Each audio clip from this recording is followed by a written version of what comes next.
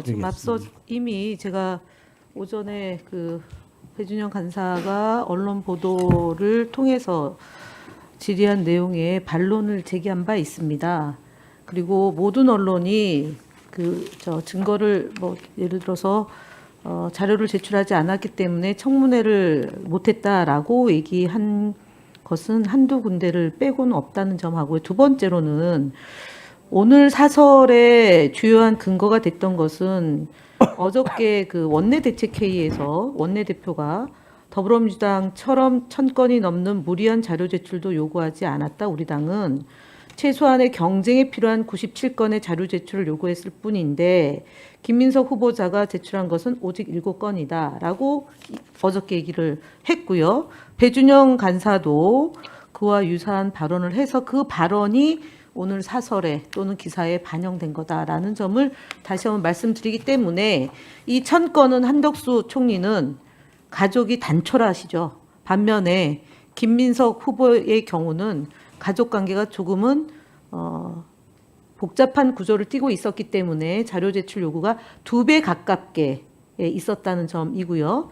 그리고 50% 가까이 자료를 제출했다는 점을 다시 한번 사실관계를 바로잡는 것으로 하고요. 지금 배 간사께서 3가지 자료를 제출하지 않으면 특단의 조치를 취하시겠다, 능멸하고 있다라는 격앙된 말씀을 하시는데 차분하게 진행했으면 좋겠다는 말씀을 위원장님께 드리겠습니다. 네, 뭐 자료와 관련되는 겁니까? 네, 말씀하시죠. 예. 자료. 저는 증여세조차도 내지 않겠다는 것은 정말 너무 심하다고 생각합니다. 이게 지금 제가 많은 자료를 요청했는데 전부 그 현금 6억 원의 용처와 관련해서는 후보자가 직접 청문회에서 설명하겠다라고 했고, 국민들 입장에서는 며칠 언론 보도에서 나오지 않았던 얘기가 처음으로 나온 겁니다. 그것도 처갓집에서 2억을 지원받았는데 현금 1억, 송금 1억이다.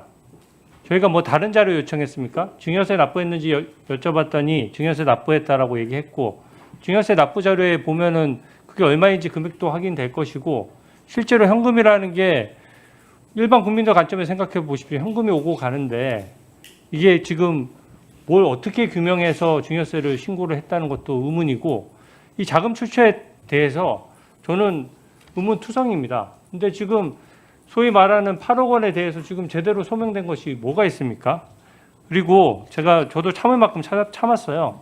후보자께서 저를 밖에서 지금 인사청문 열리기 전부터 법무부 장관 지명해서 저 한번 털어보자라는 글에 동조하셔서 올렸습니다. 저도 참았어요.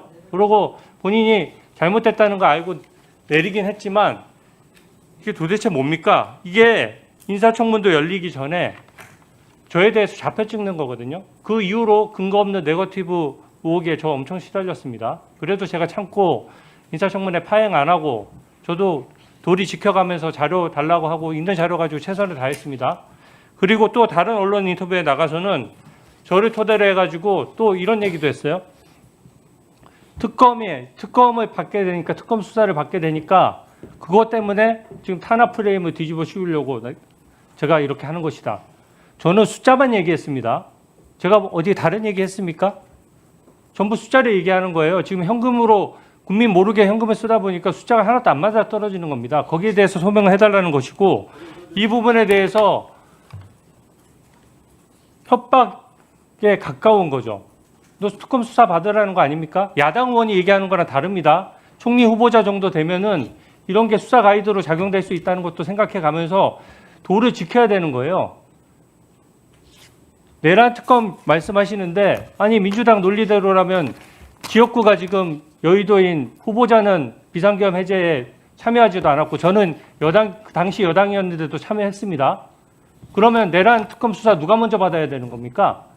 그런 식의 밖에서 온갖 조롱하고 이렇게 하다가 자료까지 이제는 증여세까지 안 내겠다? 이거는 지금 국민이 보셨을 때 직관적으로 저는 아실 것이라고 생각합니다. 증여세는 반드시 좀 받아주십시오. 증여세 납부를 하셨다고 후보자께서 말씀을 하신 걸로 제가 기억하고 있는데요. 그거를 납부하셨으면 낼 수 있는 거 아닌가요? 주진우 의원이 제기하신 문제에 대해서는 별도로 답변드리겠습니다. 네. 예. 누가? 뭐 자료 요구하는 겁니까? 자료 요구 관련해서 저희도 말씀드릴 네. 간단히 해주시죠. 예. 너무 시간이 길어지는 것 같습니다. 부분인데 그 자료 요구에 대해서 후보자가 잘 주지 않는다라고 하는 부분들은 늘 나왔습니다. 늘 모든 정권에서 나왔고 저도 그 자료 못 받은 것에 대해서 어떤 청문회에 들어가든 저도 의정활동 5년째인데 지속적으로 그 얘기를 했던 기억이 있습니다. 그러나 줄 수 없는 부분에 대해서는 이해하고 넘어갔던 기억이 있는 것이고요. 지금도 그 비슷한 류인 것 같습니다. 어저께도 우리 존경하는 최현을 의원님께서 말씀을 주셨는데 국민의힘에서 요구한 자료들이 너무나도 어처구니 없는 경우가 굉장히 많았습니다. 그게 뭐 후보자 자녀의 성적표, 학생 기록부, 전 배우자의 출입국 기록, 외환 신고 필증 이런 거 달라 하니까 당연히 못 주는 거죠. 전 배우자한테 어디 나갔다 왔냐, 해외 어디 갔다 왔냐 그걸 어떻게 물어봅니까?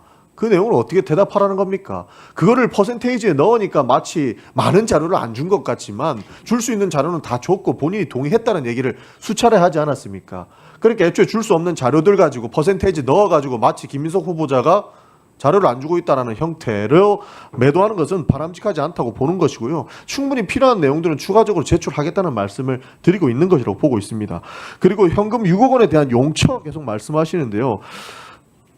그 연도별로 추징금 납부하신 현황을 우리가 전체 의원실에서 다 받지 않았습니까? 이 자료를 토대로 우리가 PPT도 만들고 어떻게 납부됐고 몇 년도에 납부됐는지 다 보지 않았습니까? 이것을 토대로 6억이 어디서 났냐라고 질문하신 거 아닙니까? 몇 년도에 뭐가 들어왔고 그리고 후보자가 밝힌 것처럼 세배에서 절반 이상씩 절반씩은 같이 납부했다라고 하면 대충 돈이 어떻게 돌아가는지는 충분히 소명이 가능하다고 보는 겁니다.